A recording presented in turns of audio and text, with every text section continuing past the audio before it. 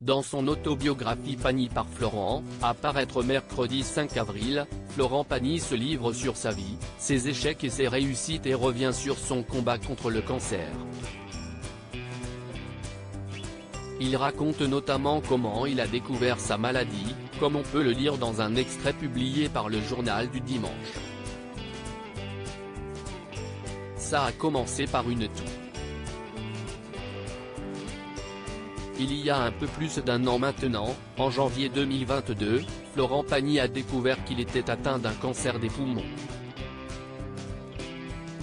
Cancer contre lequel il se bat depuis. Dans son autobiographie intitulée Pagny par Florent, coécrite avec Emmanuel Cosso, dont la sortie est prévue mercredi 5 avril 2023, il a décidé de raconter son combat, à commencer par la découverte de sa maladie, comme on peut le lire dans l'édition du 2 avril 2023 du journal du dimanche, qui publie un extrait du livre de Florent Pagny. La toux n'est d'abord pas méchante. Intermittente, elle ne me pose pas de problème, écrit-il. La toux ne l'empêche même pas de chanter lors de sa tournée. Mais elle ne s'arrête pas. Si ma toux était la conséquence d'une sursollicitation de mes muscles vocaux, elle devrait s'arranger, mais ce n'est pas ce qui se passe. Au contraire, elle s'aggrave. Et elle devient gênante. C'est surtout lorsque je fume mon pétard qu'elle survient. Je commence à penser que quelque chose ne va pas. Fumer devient si désagréable que j'arrête.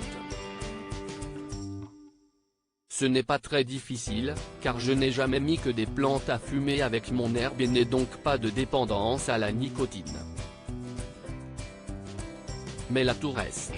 Lorsque l'information tombe, je suis assommé. Florent Pagny décide donc de faire un scanner, pensant avoir une bronchite sévère.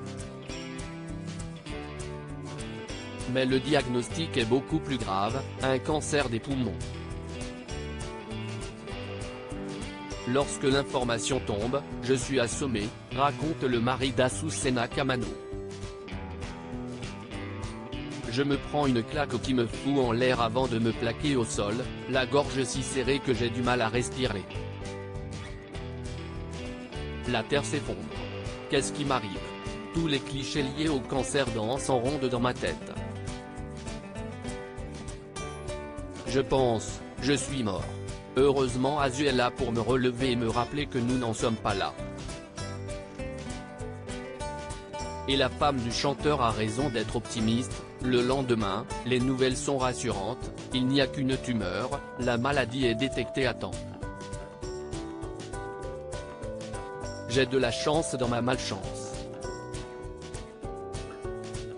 On m'explique le programme et le fait que je dois encore attendre des résultats d'analyse qui donneront toutes les informations utiles pour décider du protocole.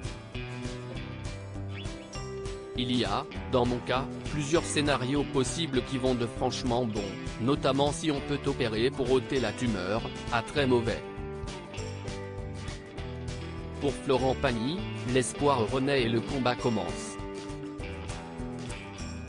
Florent Pagny n'a plus qu'un objectif, tuer la tumeur. Je ne suis pas encore mort, c'est donc que je suis méchamment vivant. Je me remets debout, prêt au combat, écrit le chanteur qui a annulé les dernières dates de sa tournée pour s'occuper de sa santé pour ne plus avoir en tête qu'une seule chose, guérir. Tuer la tumeur sera mon seul ordre du jour. Point, je ne suis plus un chanteur, je ne suis plus un rêveur, je suis un homme et qui plus est un homme dont la santé est menacée. Je viens de me prendre une claque dans la gueule. Je suis malade. Et ce n'est pas une métaphore. Je dois régler ce problème.